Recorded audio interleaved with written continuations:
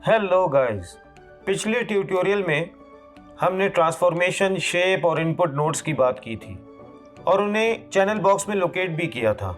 आज हम बात करेंगे ऑब्जेक्ट की चौथी नोड की, जो है मटेरियल या शेडिंग नोड। उसके लिए आपको कंट्रोल ए प्रेस करना पड़ेगा और एट्रीब्यूट एडिटर को लेकर आना पड़ेगा।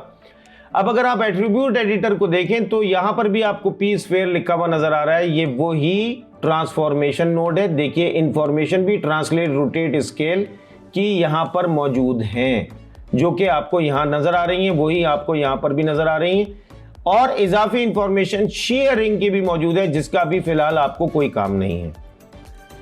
इसके अलावा अगर आप पी स्फीयर शेप 1 को देखें तो ये रही पी स्फीयर शेप 1। ये शेप नोड है जो कि शेप को डिफाइन कर रही है, इसीलिए इसको शेप नोड कहा जाता है। ये सेकंड नोड है और इसके अंदर आपको ज्यादातर किसी भी हेडिंग, जो कि इतनी सारी मौजूद हैं, अभी फिलहाल उनसे कोई काम नहीं है।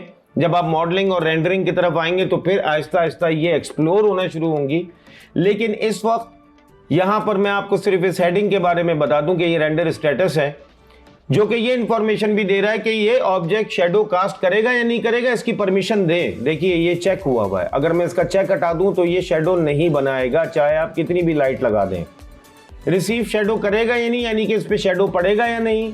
ये प्राइमरी विजिबिलिटी इसकी होगी या नहीं, यानी कि यहां तो नजर आ रहा है, रेंडर में आएगा या नजर या नहीं आएगा। तो ये इंफॉर्मेशन सारी की सारी शेप नोड के अंदर मौजूद होती हैं। और ये इनपुट भी ले रहा होता है, और वो किससे ले रहा होता है? थर्ड नोड से, जो कि है इनपुट नोड। और वो ये रही पॉलीस्फीयर लिखा हुआ है। देखिए, पॉलीस्फीयर लिखा हुआ है, ये इनपुट नोड है, जिसमें कि कौन सी इंफॉर्मेशन है कि ऑब्जेक्ट के शेप की डायमेंशन क्या होगी। यानी कि उसका इस केस में स्फीयर है तो उसका रेडियस आ गया, उसकी सब डिवीजन एक्सेस आ गए, उसकी सब डिवीजन हाइट्स आ गई। तो ये सारी इंफॉर्मेशन इनपुट नोड में मौजूद है। और उसके बाद आपको ये दोनों सब नोड्स नजर आ रही हैं।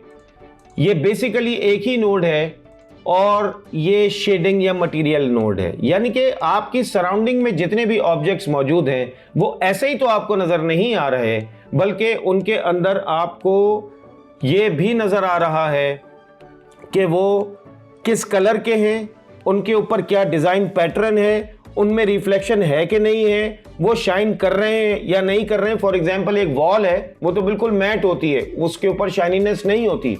लेकिन अगर आप कोई ज्वेलरी ले लें तो उस ज्वेलरी के अंदर आपको शाइनीनेस भी नजर आएगी, मेटेलिक इफेक्ट भी नजर आएगा। गोल्ड है, उसमें आपको मेटेलिक इफेक्ट नजर आता है। ऑब्जेक्ट वो भी है, ऑब्जेक्ट वॉल भी है, लेकिन गोल्ड की प्रॉपर्टीज कुछ और हैं शेडिंग की, और वॉल की प्रॉपर्टीज कुछ और है, और वैसे ही आपका ब्रेन उसको कंसीव करता है।